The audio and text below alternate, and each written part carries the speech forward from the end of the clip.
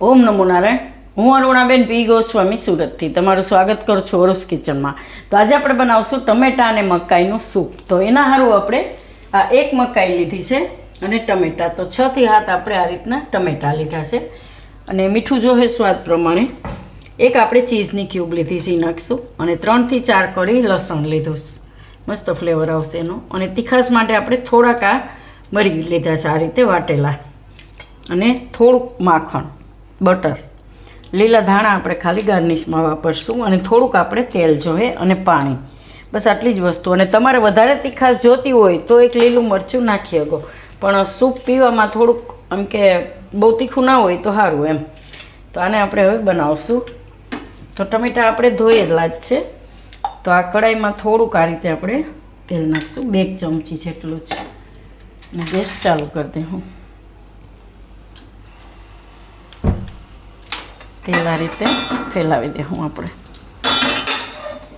હવે આમાં આપણે ટમેટાં મૂકતા જાઉં. તો આ રીતે 2 ભાગ કરી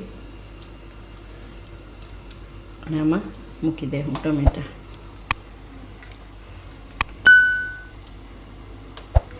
બધાય ટમેટાં આમાં રાખી દીધા છે આ રીતે. તો આ રીતે ફેરવી લેવાના થોડીક, એટલે થોડાક ટમેટાં પાકી જાય ને એટલે એની છાલ એકદમ નીકળી જાય ને સ્વાદમાંય સારા લાગશે એમ.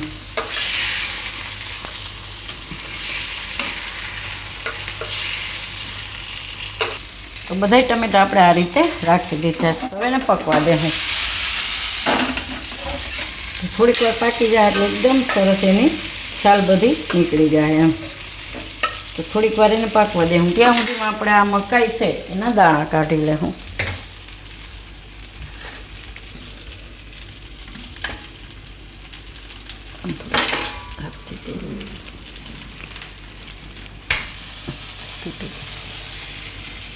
તો આ બધા દાણા આપણે કાઢી લે હું આ રીતે.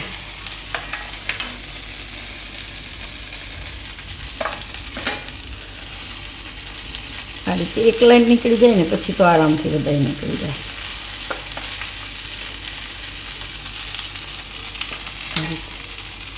ફટાફટ નીકળી જાય.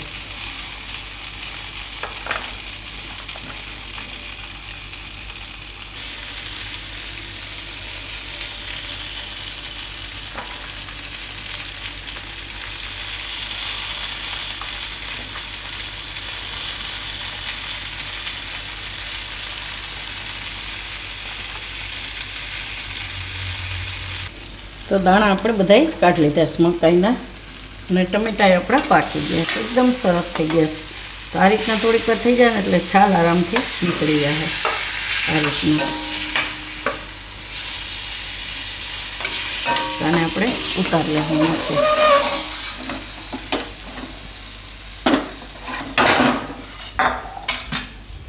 ને મકાઈ છે એને આપણે બાફી લેવું. તો અહીંયા આપણે આ પાણી ગરમ મૂકી દેવું.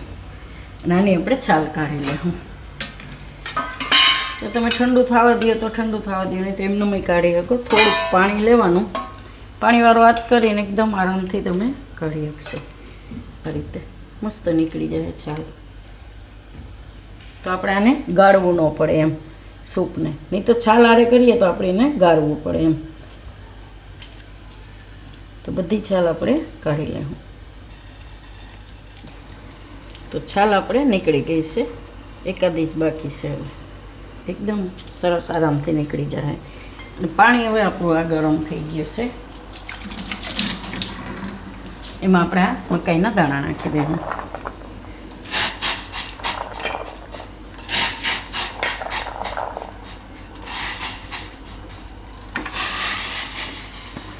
આને બફાતા બહુ વાર નથી લાગતી.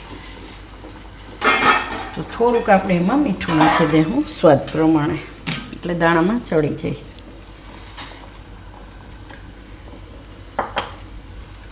બફાવા દેવું એને. તો મકાઈ બફાય ત્યાં સુધીમાં આપણે આ ટમેટાં છે એને પીસી લેવું. તો આને મિક્સર જારમાં લઈ લેવું.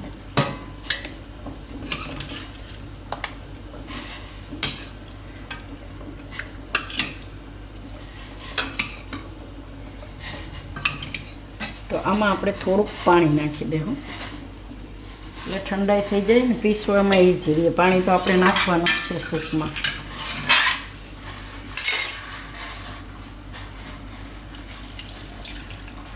આને પીસી લેવું આપણે. તો આને આપણે પીસી લીધું છે આ રીતનું. તેને સાઈડમાં રાખી દેવું. અને મકાઈ આપણી બફાઈ ગઈ છે આ રીતની. તો એને ઉતારી લેવું નીચે.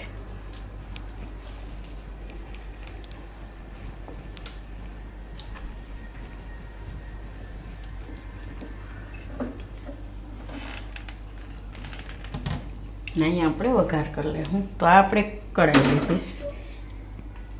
તો આમાં આપણે આ લઈ લેવું બટર.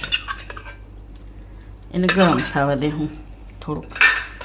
એ ગરમ થાય ત્યાં સુધીમાં આમાંથી આપણે મકાઈ કાઢી લેવું.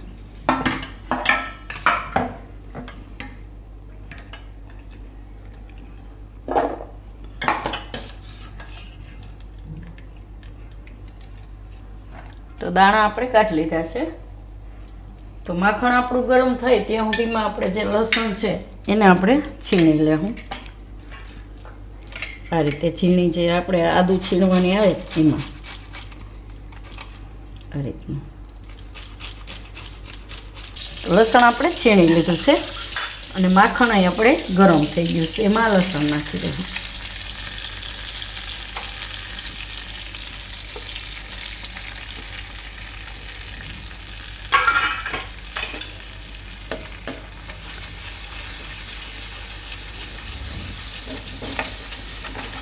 થોડુંક શેકી લેવાનું આને આ રીતના.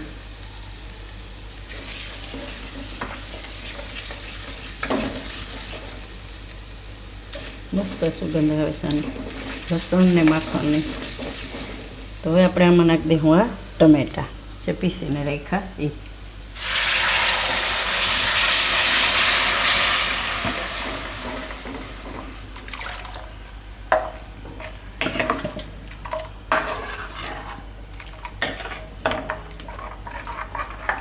હવે આમાં આપણે નાખીશું થોડુંક પાણી. તો પાણી આપણે આમાં નાખીને નાખીશું. 2 કપ જેટલું પાણી આપણે નાખી દઈએ.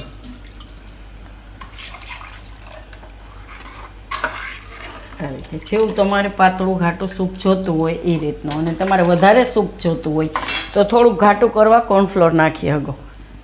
નકર આમનામાં એકદમ સરસ લાગશે ટેસ્ટમાં.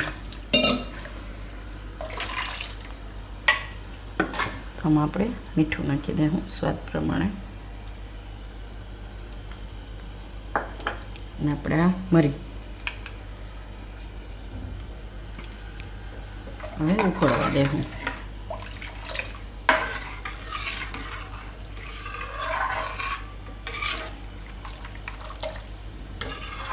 તો શિયાળો હોય ચોમાસું હોય ગરમા ગરમ સૂપ પીવાની મજા આવે. ગમે ત્યારે એમ લાગે કે ભૂખ લાગી તો થોડુંક આ રીતે સૂપ બનાવીને પી શકીએ આપણે. તો આને આપણે ઉકાળી લીધું છે આ રીતે. તો એમાં મકાઈ નાખી દેવું. મીઠું તમારે ટેસ્ટ કરી લેવાનું તમારા હિસાબે. આની ટમેટાની ખટાશ હશે અને આની મીઠાશ હશે એટલે તમારે બીજું કંઈ એમાં નહીં નાખવું પડે એમ.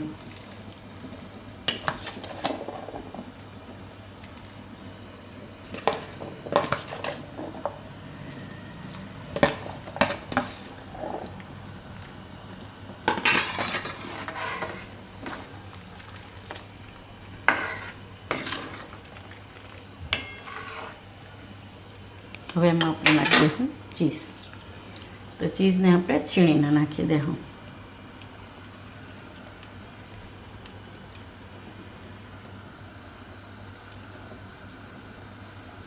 ગરમા ગરમમાં મેલ્ટ થઈ જાય તરતા છે. મસ્ત ફ્લેવર આવશે થોડીક ચીઝ નાખીને એટલે.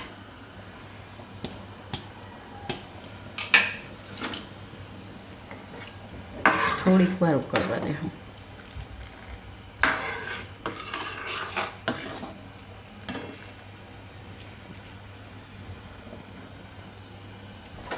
તો આને આપણે થોડીક વાર ઉકાળી લીધું છે આ રીતે.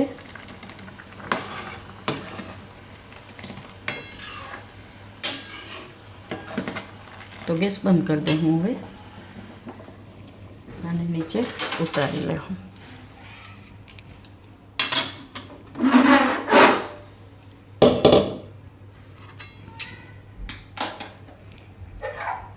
ને કાઢી લઉં વાટકામાં.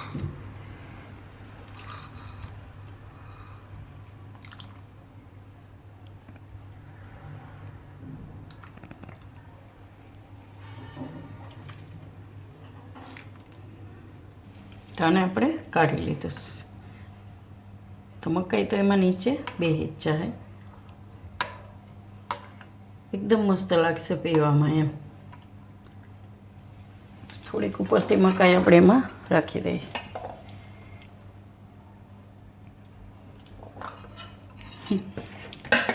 ફોટામાં થોડીક દેખાવી જોઈએ ને મકાઈ એમ, એટલે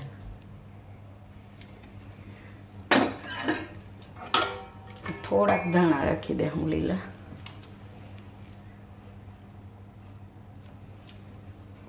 તો તૈયાર છે આપણું ટમેટાં અને મકાઈનું સૂપ. તો જો તમને મારી આ રેસીપી પસંદ આવી હોય તો એને લાઇક કરજો, શેર કરજો અને મારી ચેનલને સબસ્ક્રાઈબ કરજો. અને બેલ આઇકન દબાવવાનું ના ભૂલતા. કમેન્ટ કરીને કહેજો કે તમને કેવું લાગ્યું આ મકાઈ અને ટમેટાનું સૂપ.